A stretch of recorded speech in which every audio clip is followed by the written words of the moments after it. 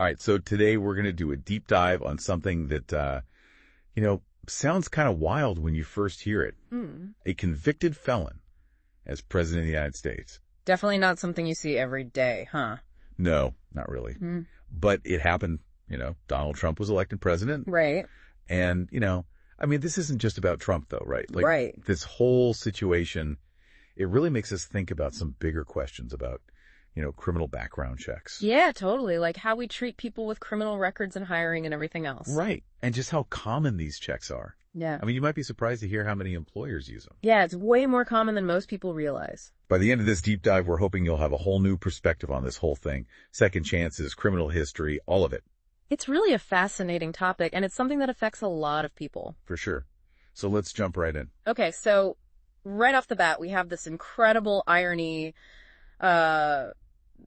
convicted felon with the nuclear codes making decisions that affect the whole world. It's pretty mind-blowing when you think about it that way. Right. But then at the same time, you have people who can't even get a job or an apartment because of a minor offense from years ago. It really makes you question the whole system, doesn't it? Absolutely. If we trust a felon with the presidency, shouldn't we be rethinking how we treat people with criminal records in everyday life? Exactly. Shouldn't companies be reconsidering their hiring practices? For sure. And we're not talking about a small number of people here. Right. Over 90% of employers use background checks these days. Whoa, 90%, really? Yeah. According to a study by the National Employment Law Project, it's become the norm. That's a lot higher than I would guess. Yeah. And while these checks are often presented as a way to protect companies and ensure safety, right, there's a whole other side to the story that we need to talk about. Okay, so let's talk about that then. What's the downside to these background checks? Well, one of the biggest problems is that they disproportionately impact marginalized communities. So you're saying it's not just about a past mistake. It's about how that mistake can trap people in a cycle they can't break free from. Exactly. It's like you need a job to rebuild your life, but that criminal record becomes this huge obstacle. And that makes it harder to get back on your feet. Right. And all the research shows that having a stable job is one of the best ways to reduce crime. Wait, so you're saying that denying someone a job because of their past could actually make them more likely to commit another crime? That's exactly what the data shows. That's crazy. Yeah. It seems like we're shooting ourselves in the foot. It really does. By automatically excluding people based on their past, we're actually making our communities less safe. That's mind-blowing and honestly pretty frustrating. I agree. It's like we're so focused on punishing people for their mistakes that we're ignoring the obvious solution to give them a chance to turn their lives around. Right. And let's not forget, a lot of these convictions we're talking about are nonviolent offenses, sometimes from years ago, and often totally unrelated to the job someone's applying for. It's like using a sledgehammer to crack a nut. We need to be more nuanced in our approach. Exactly. We're missing the individual circumstances, the fact that people can grow and change. And it all comes back to our main point. If we can trust a convicted felon with the presidency, shouldn't we at least be open to trusting individuals with criminal records to contribute in other roles? That's the question we need to be asking ourselves. And it's a question that has big implications for how we think about justice and fairness in our society.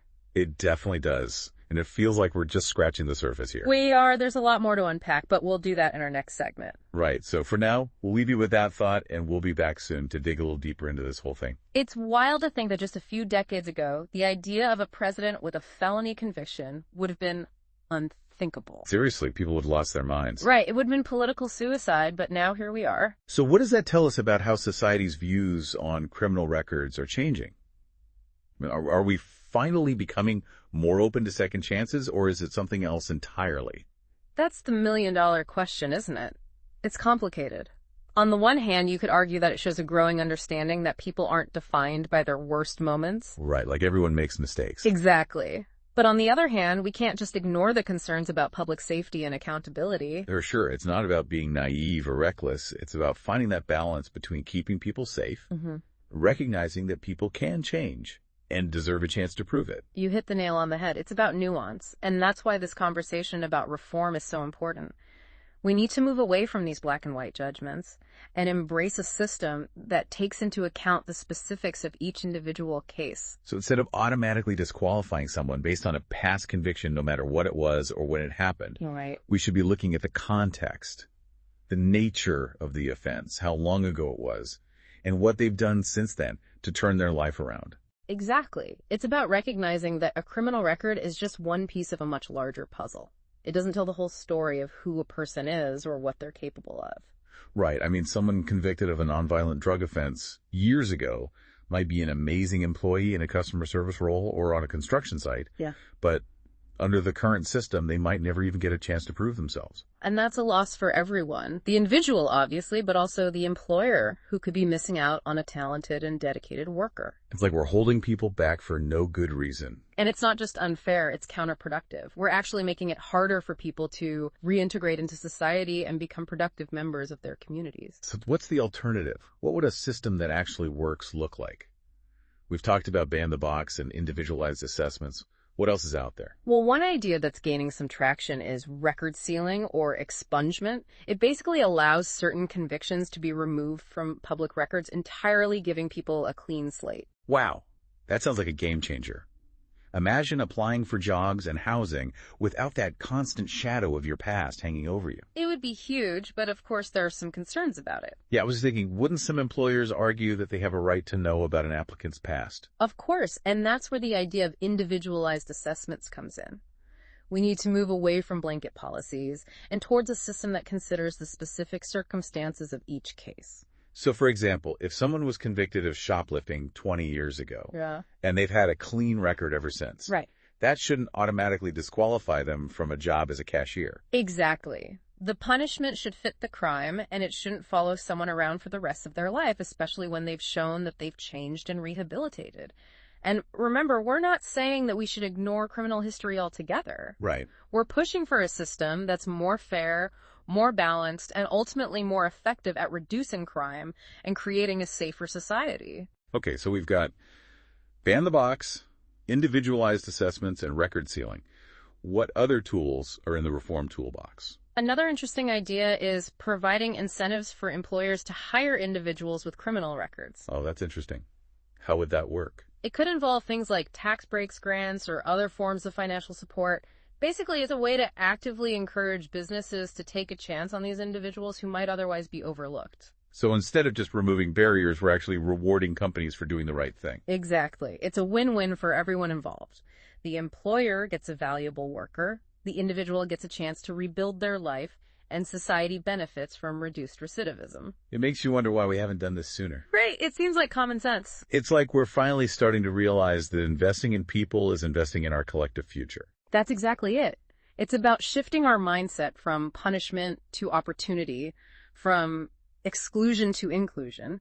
And, it's pretty ironic that it took a figure like Trump, someone with his own controversial past, to bring these issues to the forefront of the national conversation. It's like his presidency has accidentally become this giant social experiment, forcing us to confront our own hypocrisy and ask some tough questions about who we are as a society. It really has. And it's not just about policy changes. It's about a fundamental shift in our values and beliefs. Like, what do we really believe about second chances? Exactly. We need to move away from this idea that a criminal record is a permanent scarlet letter, a mark of shame that defines a person forever. It's about recognizing that people can make mistakes, learn from them, and come out on the other side stronger and wiser. It's about giving people a chance to redeem themselves, to rebuild their lives, and to contribute to society in a positive way. And when we create a system that allows for that, everyone benefits.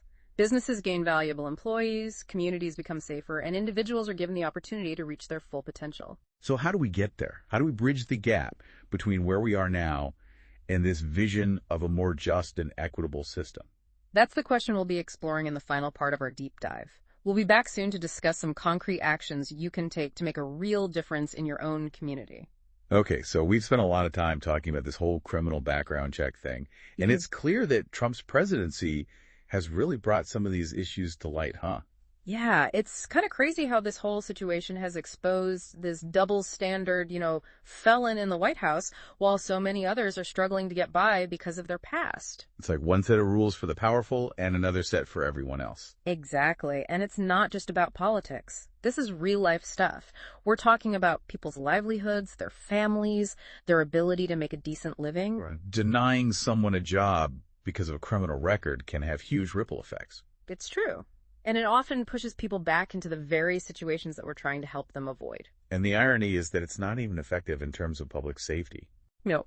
We say we want to reduce crime, but then we create policies that actually increase the likelihood of reoffending. It's like we're stuck in this cycle of punishment instead of focusing on rehabilitation and second chances. We need a major shift in our thinking. We've talked about some potential solutions like ban the box, individualized assessments, record-sealing hiring incentives. Right. But it feels like we have a long way to go. We do, but the good news is that we're not powerless. Okay, so what can we do? I mean, it's easy to feel overwhelmed by all of this. I hear you. But even small actions can make a difference. Start by getting informed about what's happening in your own community. Like what kind of policies are in place, what are the hiring practices of local businesses, that kind of thing. Exactly. Find out who your elected officials are and what their stance is on these issues. So do your research, and then what can just contact our representatives, write letters, protest. All of that can be helpful. But it's also about having conversations with people in your own life, spreading awareness, challenging those outdated stereotypes. So even just talking about this stuff can make a difference. Absolutely. It's about changing hearts and minds, not just policies. Okay, I'm starting to feel a little bit more hopeful. It sounds like there's a real movement building here. There is. People are waking up to the fact that the current system is broken. And that's the first step, right? Recognizing that we need to do better. Exactly. Once you see the problem, you can't unsee it. And the more people who see it, the more pressure there will be for change. It's a reminder that we all have a role to play in creating a more just and equitable society. And that second chances aren't just about giving individuals a break. They're about building a stronger, more compassionate, and more inclusive world for all of us. That's a great point. Thanks for joining us for this deep dive. We hope you've learned something new and maybe even felt inspired to take action. We all have a part to play in making a difference. We'll catch you next time on The Deep Dive.